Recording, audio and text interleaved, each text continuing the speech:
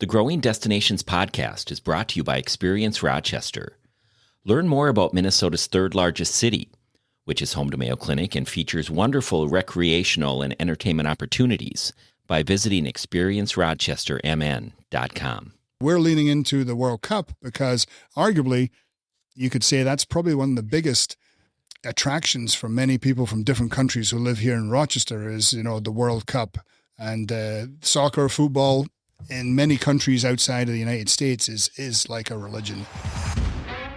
Welcome to the Growing Destinations podcast, where we take a deep dive into destination development and focus on a wide range of topics, from tourism and entertainment to economic development and entrepreneurism, and much more. I'm your host, Bill Von Bank.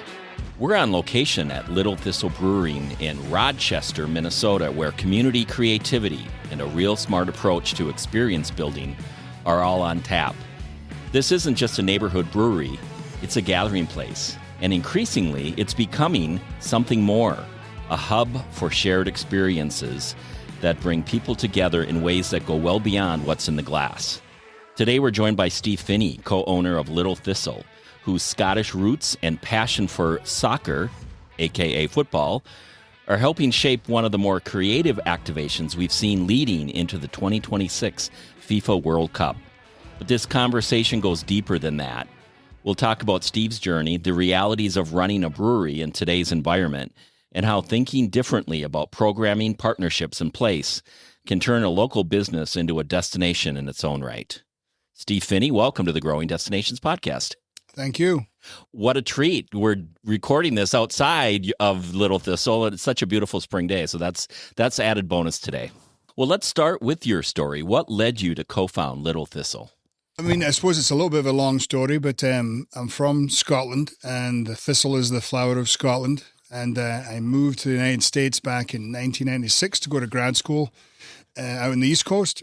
And I think it wasn't long after coming to America that I was drinking a lot of Guinness on the East Coast, and that was my beer of choice. But we laugh at it, but also there's a good reason in that is Guinness is low ABV. Most people think it's maybe higher alcohol, but you can drink them. You can drink them all day, and maybe I did. Anyway, I also started drinking some of the craft beers that were around on the East Coast at the time. So my palate started to change, and then when I moved to Rochester a few years later, I started home brewing, and then I met my wife not long after that. She also loves craft beer. So, fast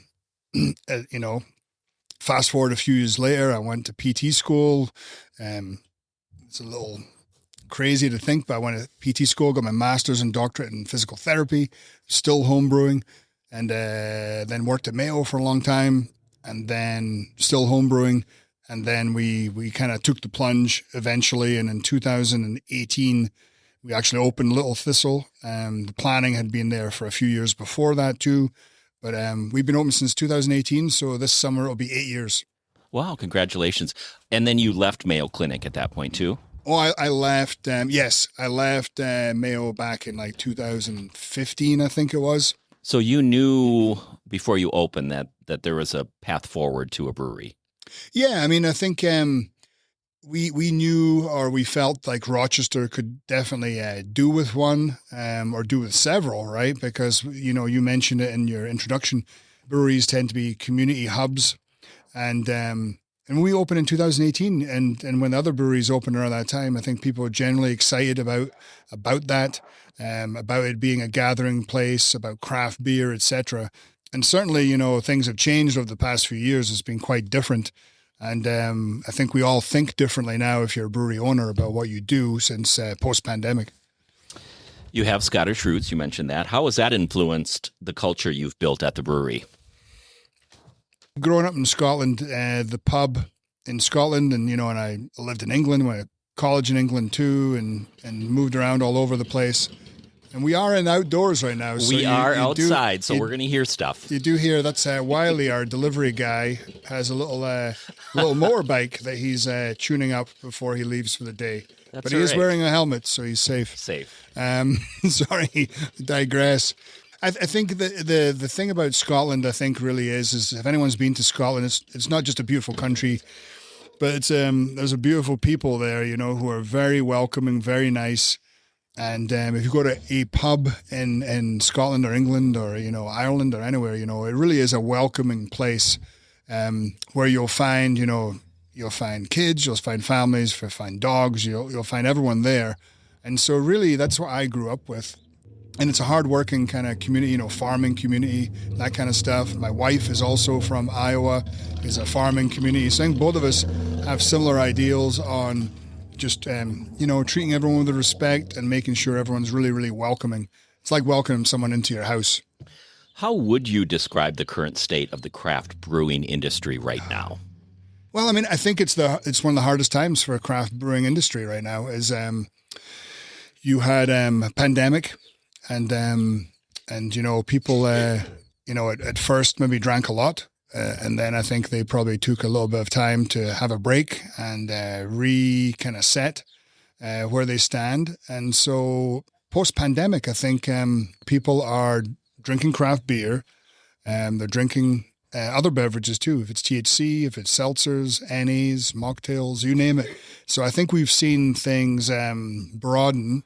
In our customer base are drinking many different beverages, which means that we want to basically meet those demands, because we still want people to come out and socialize and to gather. It might just be that they're not drinking beer, and that's okay. We can certainly provide all of those from above. It's just that the landscape has changed a little bit, and then people are watching their pocketbooks, and pricing and costs. And, that's totally understandable.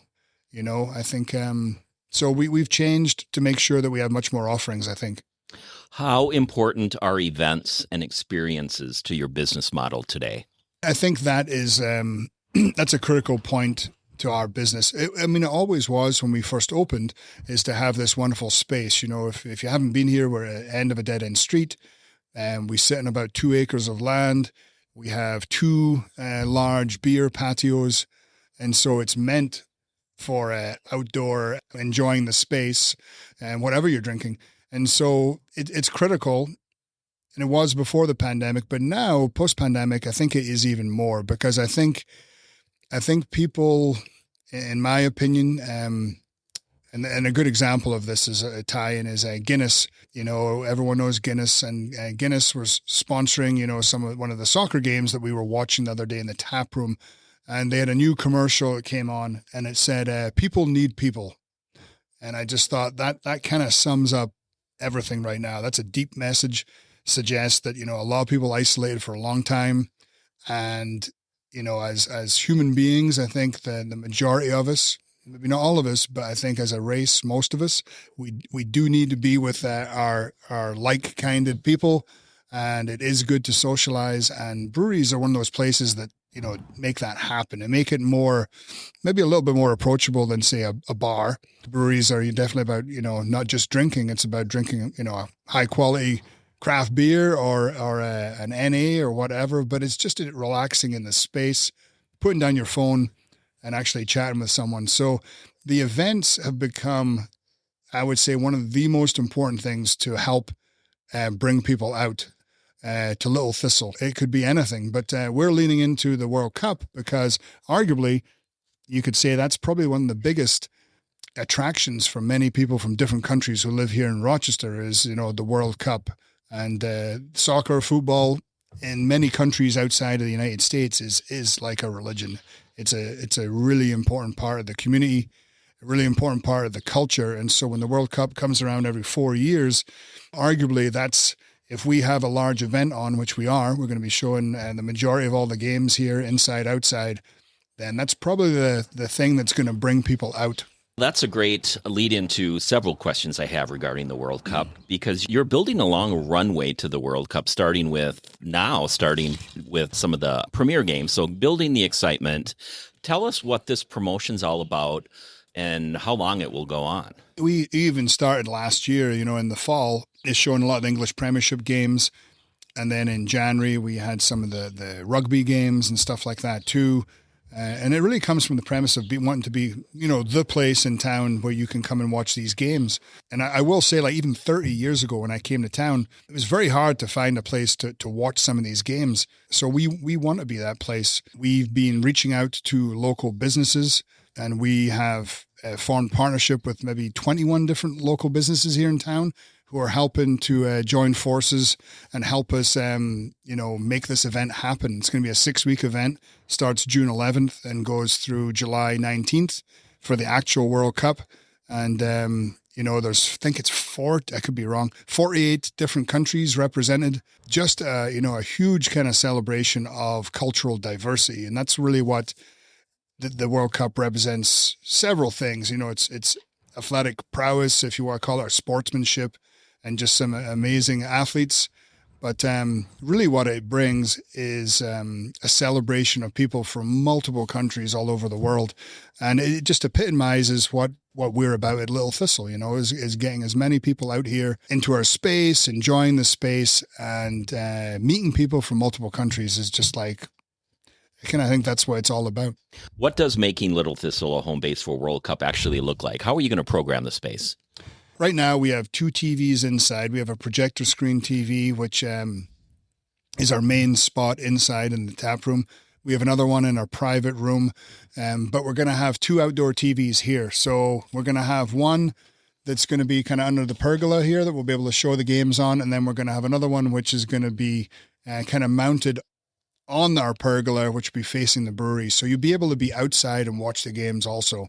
And I think that's an important part of just, hey, the summer's hopefully here soon. And being outside, enjoying the weather, and watching some of the games with friends and new friends is going to be, that's the goal. Fun thing to do. Am I correct that Scotland is qualifying for the first time in 30 years?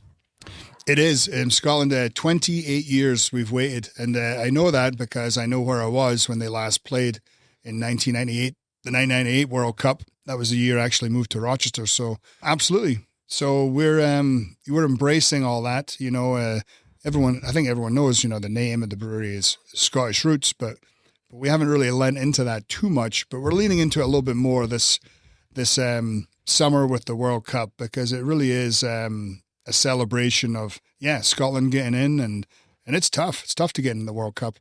We're excited. What role do you think local businesses can play in creating experiences that draw people in? You've done it successfully here for several years. Yeah, I mean, I think obviously it depends on the kind of space you have and how much space you have. If you have a private area or if it's just, an average business. I suppose if you're doing different events or programming, people, trivia is an important one there. We have a standard trivia every Wednesday night. I think lots of people are doing that. It's nice to have these standardized programming, and people just know they can rely on that. We currently don't do a karaoke, but I know karaoke is another one that people like to do, and that's done around town here too. So I think people are already doing it. I think you just got to put your own personal spin on it, right? Because it's based on your own business personality and your business space. I do think, we don't have food here. We have food trucks. So we do have food when people come here. But we're not a restaurant. So, I think it's different for the model that you are as a business too. But ultimately, I think of Corona's Tacos. They're good friends of ours, and I'm sure they're going to be watching the World Cup. I know they do late night karaoke, and they're a restaurant, and they have margaritas and all that fun stuff too. So I think you got to kind of just lean into what you can do in your space. But any novel things are very useful these days. I think whatever's going to help to bring people out, to be honest. And so we've done some crazy stuff, from a silent book club to we have a kids club here on once a month when people can bring their kids out, and we open an hour early so the kids can play and the adults can do stuff. So I think you can do whatever you want to do. I was here for last year's Oktoberfest. It was packed. It was very fun. And the music was great. The music is what you would expect at an Oktoberfest, and that's what I loved about it. It was, you got what you expected, plus some great beer. The Oktoberfest is always an important, one that people always, I think people just love those kind of beer-centric events. We had a Bock release party a few weeks ago, and when you take, your red hot poker and you put it in the beer and it caramelizes and stuff, that's another one. People just love it. So there's some events which I think are, more tried and tested, shall I say. They're ingrained in kind of the beer culture. And then there's other ones you could just do whatever you want. Yeah. So when I first met you, you mentioned you were a diehard Prince fan. Prince, the artist. Tell us more about that passion you have for his music. Obviously, you have a tattoo referencing Prince. Give us a little more insight into that. Yeah, I've been a Prince fan for a long time. Growing up in Scotland, saw him in concerts in the UK, a few places, and was phenomenal, amazing artist. And he's from Minnesota. At that time, I had no idea that I would eventually end up living in the state of Minnesota, only an hour and a half away from his recording studio in Chanhassen, Minnesota. So, I mean, you're being a fan, and then Prince did something that I don't know. I don't think anyone else has really done it to that degree of opening up his studio and having parties on a regular basis where the public could go and see him play and see him just jam. It wasn't going and seeing him with a standard set list. It was him having fun.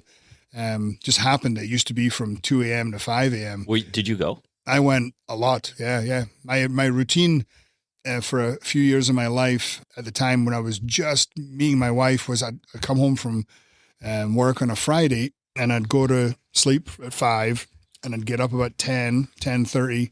I'd get in my car and then I'd drive to Chanhassen. And I knew what was going on because I was kind of part of the Prince fan club at the time, the NPG Music Club it was called. And Prince had kind of a direct communication with his fans and was using the internet in a way just to directly present his music and what he was doing, which was way ahead of the game. And so, we'd get up there and it would be regularly, it would either be free to get in or a $7 donation. And that would be it. So I regularly would see him play in the wee hours in the morning. And then I would drive back to Rochester. And the crowds were often small. I mean, we're talking sometimes at most maybe 100. But I remember counting one time I was in there 25 people. Wow. And standing right next to him and him jamming away for a few hours. And one of my favorite memories, though, is that my parents were visiting from Scotland. And I took my parents there one night, and no joke. And my dad is passed away now, but he could walk short distances, but was mainly in a wheelchair. And so I made him, to his frustration at the time, walk a little bit to get into Paisley Park. But when we got in there, we were helped by this huge bouncer to walk up a few steps and sit, no joke, on this huge purple couch. And so here's my mum and dad from this little town in Scotland, and watching Prince jam away, that just was fantastic. And they were very happy afterwards, but, I just pushed them to do this. But that was kind of our typical thing, is like, forcing them to go and do fun things. So, yeah, it was great. Certainly great memories for you, I bet. Yeah. I have one final question, and bringing it back to the World Cup and all the experiences you're bringing here. If somebody walks into Little Thistle during the World Cup, what do you want them to feel? Welcome, number one. Excitement, fun, belonging. And maybe this is something new that they hadn't experienced before, and maybe they'll meet some new friends and get excited about soccer. You don't need to know all the rules. It's pretty simple rules, to be honest. So you can pick that up pretty fast and learn. But it really is understanding the passion that this game presents throughout the whole world. So it's kind of a common language amongst many countries. So it's really just having fun, making a connection with people. We're all the same. So it's I think this draws out just that, exemplifies that. We're excited. So come and join us. It starts June 11th, and it's going to be a lot of fun. Steve Finnie, it's been great having this conversation, learning a little bit more about your history, brewery, your love for music, and certainly the World Cup. And best of luck to you and the team here, and thanks for being our guest on the Growing Destinations podcast. No, thank you. Appreciate it. Thanks for the opportunity. Thank you for tuning in to the Growing Destinations podcast, and don't forget to subscribe. This podcast is brought to you by Experience Rochester. Find out more about Rochester, Minnesota, and its growing arts and culture scene, its international culinary flavors, and award-winning craft beer by visiting experiencerochestermn.com.